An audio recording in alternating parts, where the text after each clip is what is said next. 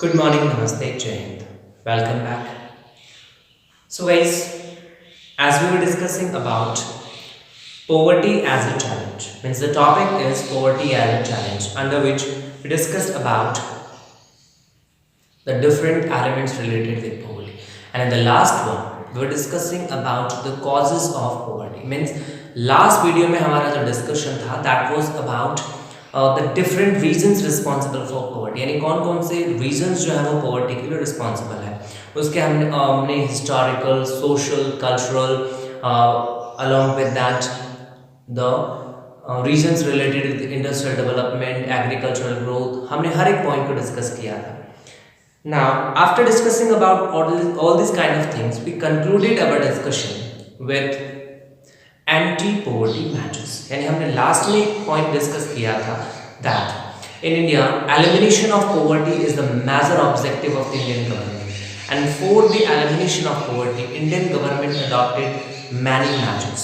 Okay, and these measures are of two types. यानी government ने बहुत से तरीके अपनाए हैं जिसके जरिए गवर्नमेंट ने कोशिश की है पोवर्टी को एलिमिनेट करने की. और इस पोवर्टी एलिमिनेशन के लिए इंडियन गवर्नमेंट ने जो मेजर्स अडॉप्ट किए हैं, these measures are generally divided in two sections. Okay, two types. The first one is economic growth, economic development, and the next one is anti-poverty measures. So let's discuss about that. चलिए उनके बारे में discussion करते हैं. Okay, the first one, anti-poverty measures. ये हमारा topic कि वो कौन कौन से तरीके जिसके द्वारा गवर्नमेंट ने इस पोवर्टी की प्रॉब्लम से छुटकारा पाने की कोशिश की है. The first one is the economic growth, high rate of economic growth or economic development. Okay, along with that, the next one is targeted anti-poverty measures. Okay, so first of all we will discuss about economic growth. and हमारा first point रहेगा economic growth के जरिए government ने कैसे effort किए poverty को eliminate करने के. So guys, if we talk about economic growth in India, then in early 3 decades, means from 1950 to 1980, in 3 decades में 30 years के पीरियड में इंडिया की इकोनॉमिक ग्रोथ जो थी वो बहुत स्लो थी. Okay, means there was a slow growth rate at that time in the country, and that, because of that the economic growth was not able to help the people to come out from the vicious circle of poverty. और इस time India में लगभग 45% से भी ज़्यादा poverty ratio था.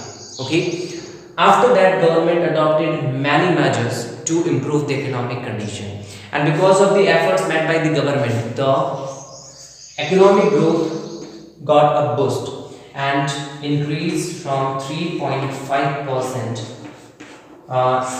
to 3.5% to 6% in the decade of 1980 and 1990.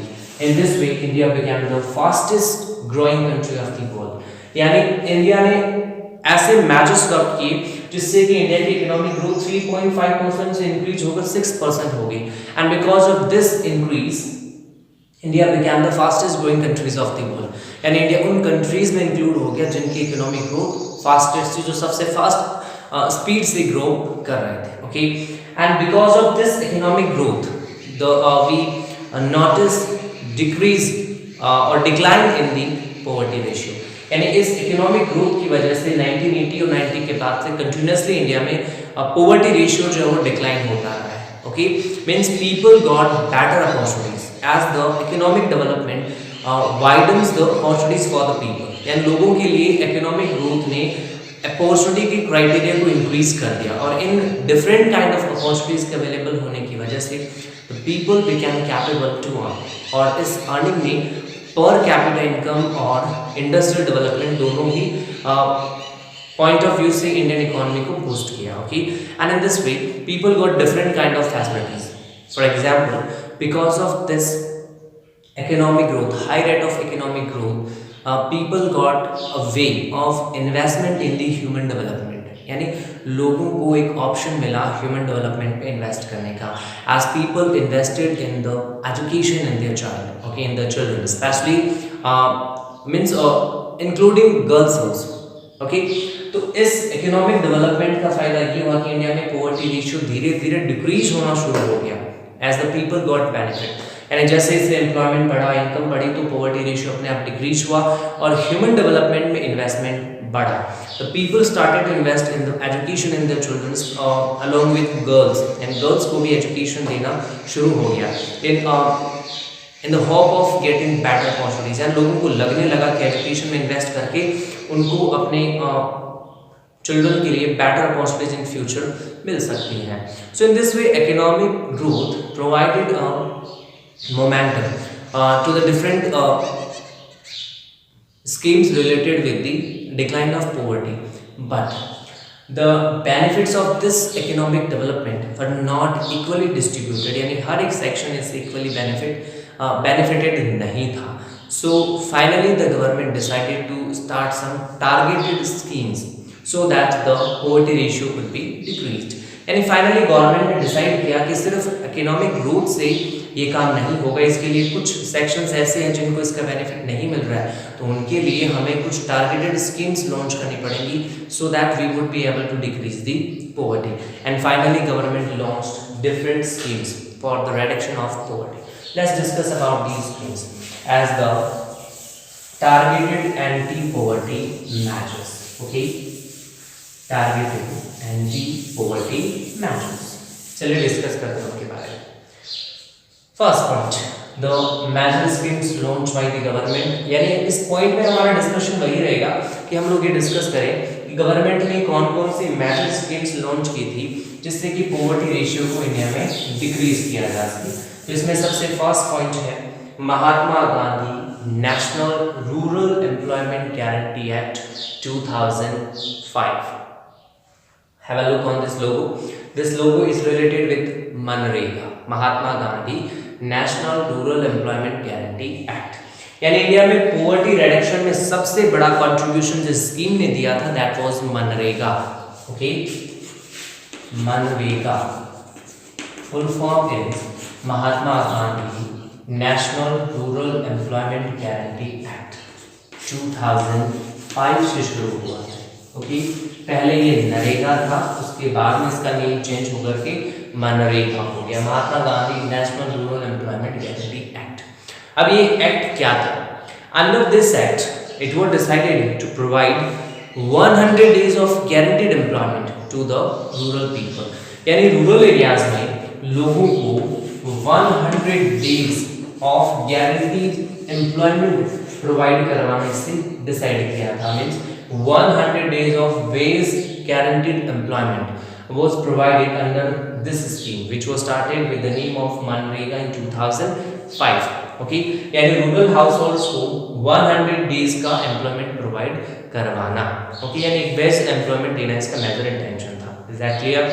In this 1/3 part of employment was reserved for women, यानी इसमें डिसाइड किया गया कि इस टोटल का 1/3 सिर्फ महिलाओं के लिए ही रहेगा, यानी रिजर्वेशन दिया गया इसमें महिलाओं को। Is that clear? The major intention was the reduction of poverty and to provide employment. Along with that, the different kind of problems like deforestation, along with that soil erosion, flood, इन सारी situations का भी proper management rural areas में इस act के जरिए, scheme के जरिए करना गवर्नमेंट ने डिसाइड किया था। Is that clear? The employment provided by this scheme for the different sections was quite different, यानी इसके जरिए लोगों को जो एम्प्लॉयमेंट मिला था वो अलग अलग सेक्शंस में अलग अलग था। For example in SC, ST and human, हम ये कह सकते हैं कि इसका लगभग 53% पार्ट जो था एम्प्लॉयमेंट का वो महिलाओं से रिलेटेड था, लगभग 17% पार्ट इसका एसटी से रिलेटेड था। तो अलग अलग जो सेक्शंस थे उनमें अलग अलग वे में इस एम्प्लॉयमेंट गारंटी एक्ट का बेनिफिट लिया था, और ये स्कीम आज भी इंडिया में कंटिन्यूसली चल रही है। And as per the benefits of this scheme, the average wage is continuously increasing, means it's on a path of development. Okay, the average wage increased from 65 rupees in 2007 and 8 till 132 rupees in 2013. And 2013-14 में ये veg इस scheme की वजह से जो benefits मिले थे उनकी वजह से 65 रुपीज से 132 रुपीज हो गया। और वैसे एक एस्टिमेशन 2018 में बनाया गया था।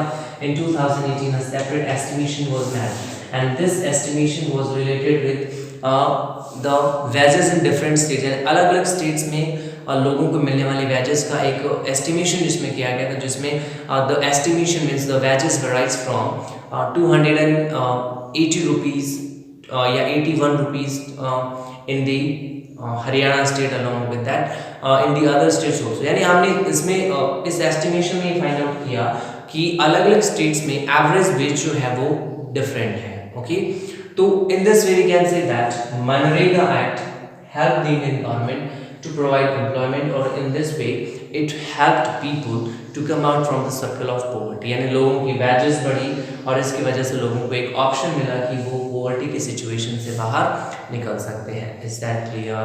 Okay. After that the next major scheme यानी मनरेगा अब तक की poverty reduction में contribute करने वाली सबसे most important scheme है। उसके बाद में जो next scheme है that is प्रधानमंत्री रोजगार योजना। ओके, प्रधानमंत्री और प्राइम मिनिस्टर रोजगार स्कीम, एम्प्लॉयमेंट स्कीम, रोजगार योजना। ओके, तो प्रधानमंत्री रोजगार योजना launched in 1993 related with providing self employment opportunities, related with providing self-employment opportunities to educated rural unemployed। Okay, यानी प्रधानमंत्री रोजगार योजना रोजगार या एम्प्लॉयमेंट प्रोवाइड करवाने से रिलेटेड स्कीम थी, लॉन्च हुई थी 1993 में।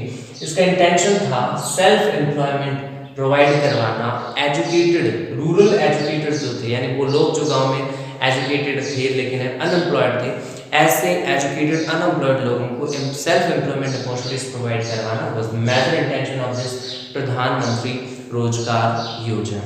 उसके बाद में नेक्स्ट स्कीम जो है दैट इज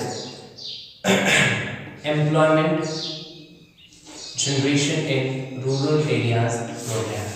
ओके, तो रूरल एरियाज में एम्प्लॉयमेंट जनरेशन से रिलेटेड एक प्रोग्राम इंडियन गवर्नमेंट ने लॉन्च किया था 1995 में, and this one was dedicated for the development of self employment opportunities in rural areas and small towns. यानी रूरल एरियाज में सेल्फ एम्प्लॉयमेंट अपॉर्चुनिटी जनरेट करना, यानी ऐसी अपॉर्चुनिटीज बनाना जिससे लोग अपना एम्प्लॉयमेंट खुद क्रिएट कर सकें। Okay, and this scheme was launched in 1995। Okay, employment generation in rural areas program. Okay, after that the next one is Swarna Jayanti ग्राम स्वरोजगार योजना। ओके, स्वर्ण जयंती ग्राम स्वरोजगार योजना, स्वर्ण जयंती ग्राम स्वरोजगार योजना। अब ये स्कीम क्या है? ओके, सॉरी एक minute, it is Swarna Jayanti ग्राम स्वरोजगार योजना। ओके, तो स्वर्ण जयंती ग्राम स्वरोजगार योजना was launched in 1999 and this scheme was related with organizing the assisted poor families who are above the poverty line with the help of self-help groups by providing credit through banks and government subsidy। यानी स्वर्ण जयंती ग्राम स्वरोजगार योजना 1999 में launch की गई थी और इसका सबसे बड़ा इंटेंशन था कि गवर्नमेंट जो है वो पुअर फैमिलीज को ऑर्गेनाइज करे। ओके, ऐसी पुअर फैमिली जो हमने जो एस्टिमेशन बना रखा है पॉवर्टी के लिए, उस एस्टिमेशन से तो अबव थे लेकिन अभी भी उनकी इकोनॉमिक कंडीशन इतनी अच्छी नहीं थी। ऐसे लोगों को सेल्फ हेल्प ग्रुप्स के जरिए ऑर्गेनाइज करना, उनको बैंक क्रेडिट और गवर्नमेंट सब्सिडी के जरिए ऐसे ऑप्शंस क्रिएट करना ताकि वो सेल्फ हेल्प ग्रुप के जरिए अपने लिए एम्प्लॉयमेंट जनरेट कर सकें एंड जिससे they will be able to improve their condition. Okay, इसके अलावा एक और स्कीम लॉन्च हुई थी गवर्नमेंट के द्वारा विद द नेम ऑफ प्रधानमंत्री ग्रामोदय योजना। ओके, प्रधानमंत्री ग्रामोदय योजना and this one was launched इन 2000। ये एक ऐसी स्कीम थी जो गवर्नमेंट ने लॉन्च की थी रूरल एरियाज में इंफ्रास्ट्रक्चर डेवलपमेंट के लिए। Means under this scheme special assistance, economic assistance, financial help was provided to the state for the development of primary health, primary education, rural electrification, rural self water supply, drinking water supply। okay, तो प्रधानमंत्री ग्रामोदय योजना 2000 एक ऐसी scheme थी जो Indian government ने launch की जिसमें डिसाइड किया गया कि सेंट्रल गवर्नमेंट स्टेट्स को एक्स्ट्रा फाइनेंशियल ग्रांट देगा जिससे स्टेट गवर्नमेंट बेटर वे में प्राइमरी एजुकेशन, प्राइमरी हेल्थ और rural electrification, drinking water supply जो है, ऐसी जो अलग अलग स्कीम्स स्टेट्स में चल रही होती हैं उनको बेटर वे में इम्प्लीमेंट कर सकें। उसमें जो एक्सपेंडिचर है वो स्टेट्स के साथ में सेंट्रल गवर्नमेंट भी पे करेगी। Okay, along with that one more scheme is there, that is Antyodaya अन्न योजना। ओके, अंत्योदय अन्न योजना, that is also a major scheme started by the Indian government। Is that clear? So in this way, here we discussed about the different schemes launched by the Indian government for elimination of poverty. Although the benefits of these schemes were not as expected, जैसा हमने expect किया था वैसा actual में benefit मिला नहीं due to the loopholes and due to lack of proper implementation of this scheme. Scheme को properly implement नहीं किया जा सका due to different kind of loopholes, changing salary of the government continuously बदलती रही है, ये भी एक बहुत बड़ा फैक्टर रहा था। इसके अलावा overlapping of schemes, means the government started many schemes but the proper monitoring of the schemes was missing और इसकी वजह से the benefits were not reach to the targeted section. यानी इसका बेनिफिट टारगेटेड सेक्शन, जिस सेक्शन को decide किया गया था कि इसका बेनिफिट मिलना चाहिए, इस पर्टिकुलर सेक्शन को उसको नहीं मिला और इसी वजह से इनकी वजह से अब तक जो बेनिफिट हमें मिलना चाहिए था वो मिसिंग रहा है। ठीक है, so the present government is at present giving man focus, paying the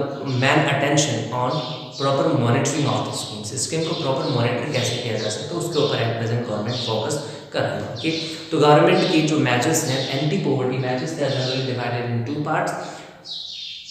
economic development, जिसमें इकोनॉमिक ग्रोथ को के जरिए लोगों को एम्प्लॉयमेंट अपॉर्चुनिटीज देना, बेटर ऑप्शन देना ताकि वो पॉवर्टी के सर्कल से बाहर निकले। In the same manner anti poverty measures, anti poverty measures में गवर्नमेंट ने अलग अलग स्कीम्स लॉन्च की जिसमें सबसे मोस्ट इंपॉर्टेंट है मनरेगा जो 2005 में लॉन्च हुई थी। उसके बाद में प्रधानमंत्री रोजगार योजना।